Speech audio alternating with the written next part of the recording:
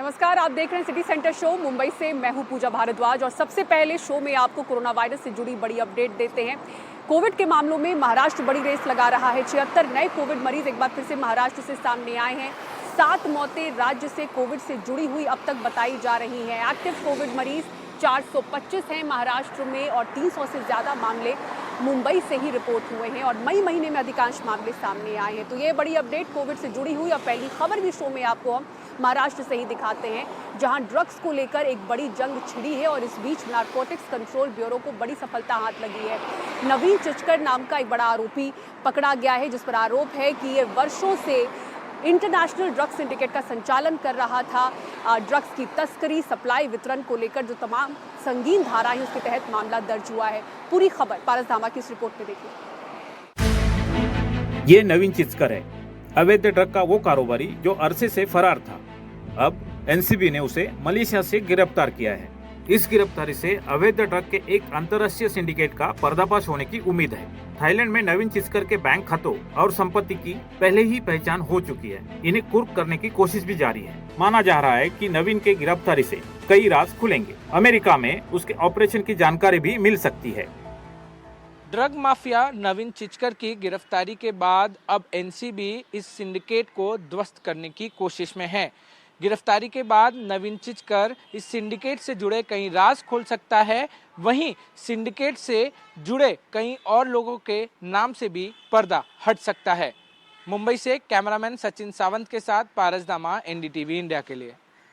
कुछ समय से महाराष्ट्र की राजनीति कुछ ऐसी हो चली है कि किसी नेता का एक नया कदम या नया बयान सुर्खियों में ही बना रहता है और काफी समय से ये चर्चा गर्म है कि क्या चाचा भतीजे यानी कि शरद पवार और अजीत पवार एक साथ आएंगे। कुछ दरारें महायुति में पड़ेंगी तो कुछ दरारें विपक्षी महाविकास अघाड़ी गठबंधन में। इन सब के बीच अब सवाल ये है कि क्या बीजेपी शरद पवार को साथ लेने के पक्ष में है। ये सवाल भी क्यों खड़ा हुआ? ये सवाल खड़ा हुआ देवेंद्र फडणवीस के उस बयान के बाद जहां वो शरद पवार की तारीफ कर रहे हैं। देखिए पूरी खबर। क्या चाचा भतीजा फिर एक दूसरे का हाथ थामने को तैयार है? क्या एनसीपी के दोनों धड़े एक साथ आ जाएंगे? क्या शरद पवार महागठबंधन में शामिल होंगे? ये सवाल फिर से पैदा हुआ जब एक्सप्रेस अड्डा के इंटरव्यू में देवेंद्र फडणवीस ने शरद पवार की तारीफ शुरू की। एक चीज जो शरद पवार जी में है वो उनकी कंसिस्टेंसी।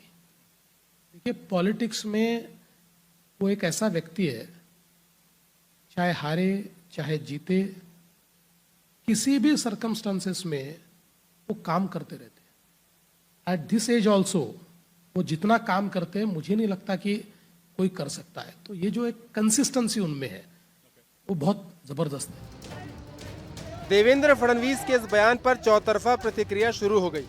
अजीत पवार की एनसीपी में एक समूह ऐसा है जो शरद पवार के स्वागत को तैयार है, लेकिन वहीं एक गुट इसके पक्ष में नहीं है, इसलिए पार्टी फूंक फूंक कर बयान दे रही है। जबकि शिवसेना उद्धव का भरोसा है कि पवार अपनी जगह से हिलेंगे नहीं। कसं आहे की ज्या क्षणापर्यंत विलीनीकरणाच्या प्रस्तावाचा हमारा राजनीतिक प्रवास अमित शाह के साथ है। विलय का प्रस्ताव नहीं है, चर्चा नहीं है, विरोध या अनुकूल होने का सवाल ही नहीं है। हम एनडीए के साथ हैं, भाजपा के साथ हमारा राजनीतिक सहयोग है। हम पहले भी एनडीए के साथ थे, अब विधानसभा चुनावों में सफलता मिली है, इसलिए कई लोग हमारे साथ आने की चर्चा कर रहे हैं। हा त्यांचा पक्षाचा अंतर्गत विषय। सत्ता की तृष्णा में कहां तक डूबना है ये वे तय करें, ये उनके दल का आंतरिक विषय है। मुझे ज्ञान है कि शरद पवार भाजपा के साथ नहीं जाएंगे। पवार साहब ने राजनीति में बहुत बड़ा इनिंग खेला है और अब वे कोचिंग की भूमिका में हैं। उनकी विचारधारा और भूमिका मुझे पता है। ऐसे नेताओं के लिए उम्र का बंधन नहीं होता। शरद पवार की विचारधारा और भूमिका को देखते हुए वे भाजपा के साथ कभी नहीं जाएंगे, ये मेरा विश्वास है। दिलचस्प ये है कि इसी इंटरव्यू में फडणवीस ने कह दिया कि अजीत पवार और शिंदे संवाद में अच्छे नहीं हैं। कुल मिलाकर ये दिखता है कि महाराष्ट्र में सत्ता पक्ष हो या विपक्ष, सब में चुपचाप एक हलचल चल रही है। इच्छा उन्हें अलग होने को उकसाती है, मजबूरी साथ रहने पर विवश करती है। सागर कुलकर्णी, एनडीटीवी, मुंबई। झमाझम बारिश के बीच आर्थिक राजधानी मुंबई शहर के कुछ हिस्से हैं जो हर साल पानी पानी नजर आते हैं।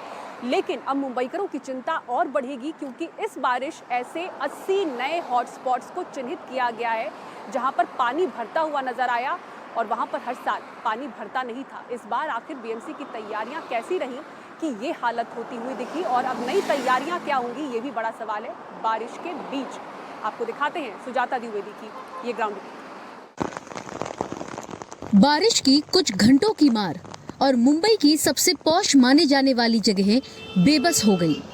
बीएमसी मुख्यालय जो शहर की धड़कन चलाता है, मंत्रालय जहां से पूरे राज्य की नीतियां बनती है, मेट्रो सिनेमा के सबवे से लेकर गोल मस्जिद तक जहां हर रोज हजारों कदम चलते हैं, 26 मई की बारिश में ये तमाम जगहें पानी में डूब गई। बीएमसी की रिपोर्ट ने इन्हें अब फ्लडिंग स्पॉट्स घोषित कर दिए हैं। खड्डे में इतना पानी भरता है कि आप डेफिनेटली इसमें ये पैर स्लिप होता है, इसमें बुजुर्ग लोग रहती है, महिलाएं रहती है। मैंने तो परसों तो देखा एक जन का पैर टूट गया है यहाँ पे। बीएमसी ने शायद ड्रेन्स क्लीन किया नहीं था स्टार्टिंग द फर्स्ट ड्रेन। अभी शायद लॉग होने के बाद अभी वो लोग एक्टिव हो गए, तो अभी सेकंड ड्रेन के बाद तो कुछ फर्क नहीं पड़ा है। It's clear now. फंसना तो हम जैसे लोगों को है जो कॉर्पोरेट्स जा रहे आ रहे। बीएमसी आयुक्त भूषण गगरानी का कहना है, बीएमसी ने जल भराव से निपटने के लिए जल निकासी प्रणाली की समीक्षा शुरू कर दी है। अतिरिक्त पंप लगाने की योजना बनाई जा रही है। 29 मई से सफाई अभियान चला रही है और नाकाम ठेकेदारों पर भी जुर्माना लगाया जा रहा है। मुंबई में पहले 350 जगहों पर पानी भरता था, अब 80 नए स्पॉट आ जाने से जल भराव स्थलों की संख्या बढ़कर 430 हो गई है।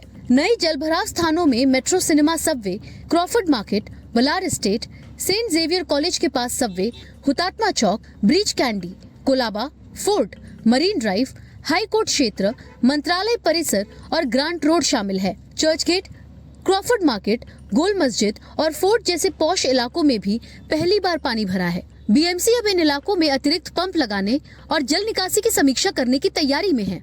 मंत्री आशीष शेलार ने 1 लाख करोड़ रुपए खर्च का श्वेत पत्र मांगा है। बीएमसी का दावा है कि इस बार मानसून में रियल टाइम डेटा के आधार पर एआई के जरिए इन तमाम 80 जल भराव वाले ठिकानों पर निगरानी रखी जा रही है, लेकिन इसमें से 30 ठिकाने साउथ मुंबई यानी दक्षिण मुंबई से है। ऐसे में बीएमसी अपने इस रियल टाइम डेटा को महज कागज पर ना रखकर कैसे इसे ग्राउंड पर एग्जीक्यूट करती है और दक्षिण मुंबई को डूबने से बचाती है, ये मानसून में देखना होगा। मुंबई से कैमरा पर्सन संदेश बैकर के साथ सुजाता द्विवेदी, एनडीटीवी इंडिया के लिए।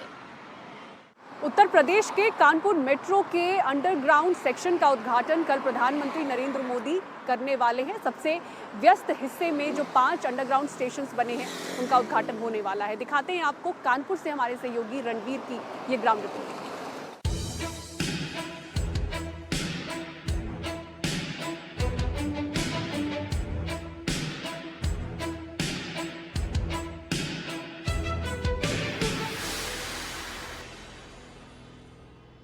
उत्तर प्रदेश की उद्योग नगरी कानपुर को शुक्रवार को एक बड़ी सौगात मिलने वाली है, जब प्रधानमंत्री नरेंद्र मोदी और मुख्यमंत्री योगी आदित्यनाथ कानपुर में होंगे और कानपुर के मेट्रो के एक नए फेज़ का उद्घाटन किया जाएगा।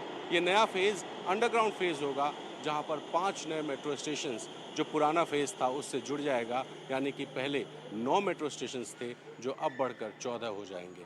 तो क्या है मेट्रो की खासियत और कैसे कानपुर को एक बड़ी सौगात मिलने वाली है, आइए चलिए दिखाते हैं।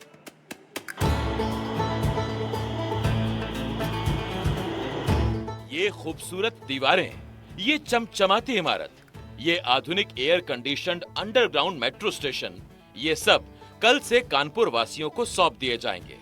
कानपुर मेट्रो का ये फेज क्यों चुनौती थी, बता रहे हैं मेट्रो के पीआरओ पंचानन मिश्रा। 5 अंडरग्राउंड हमारे मेट्रो स्टेशन जुड़ने जा रहे हैं।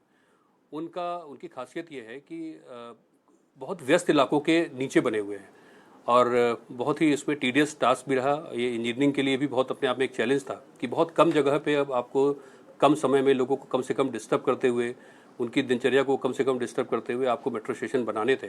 तो वो हमने करीब 3 साल के आसपास के समय में बना के तैयार किया, जो अपने आप में समय सीमा के लिए एक रिकॉर्ड है। 3.5 साल इसमें लगे।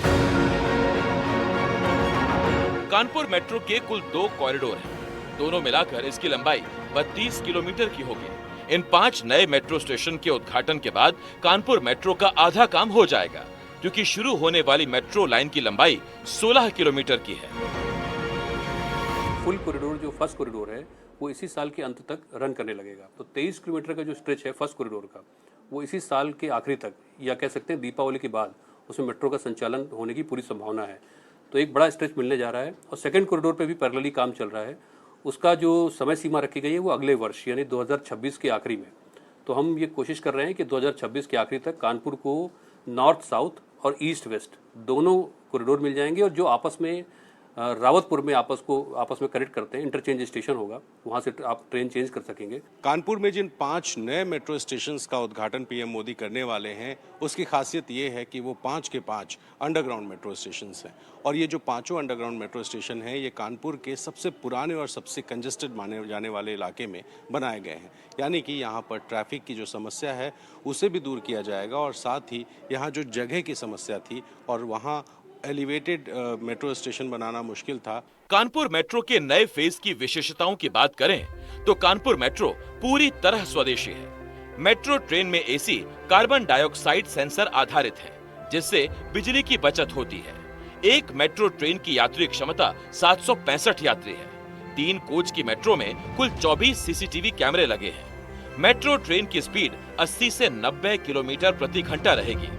रूफटॉप सोलर प्लांट से 12 लाख यूनिट बिजली की बचत होगी। यात्रियों को पार्टी या प्री वेडिंग शूट के लिए रिजर्व कोच की सुविधा भी रहेगी। कानपुर मेट्रो के पहले चरण में जो मेट्रो स्टेशंस बने थे वो एलिवेटेड थे, यानी कि उनके मेट्रो स्टेशन जमीन से ऊपर थे और वहाँ निर्माण करना आसान था। लेकिन जो फेज 2 का काम था वो ऐसे इलाके में था जो इलाका बेहद घनी आबादी का है, नज़दीक मकान बने हैं, सड़कें सकरी थी। ऐसे में यहाँ पर मेट्रो स्टेशन का निर्माण बेहद मुश्किल था, लेकिन वो निर्माण अब पूरा हो चुका है क्योंकि फेज़ 2 का जो 5 मेट्रो स्टेशंस का काम था वो पूरा हो गया। और शुक्रवार को प्रधानमंत्री मोदी और मुख्यमंत्री योगी आदित्यनाथ जब कानपुर को नए मेट्रो स्टेशंस की सौगात देंगे तो जाहिर है कि कानपुर के लोग जो भीड़ भाड़ वाले इलाकों में आने से बचते थे वो अब ठंडी हवा खाते हुए एक आसान यात्रा का अनुभव कर सकेंगे। कानपुर से अपने सहयोगी अरुण अग्रवाल और कैमरा पर्सन वीरेंद्र सैनी के साथ रणवीर, NDTV इंडिया।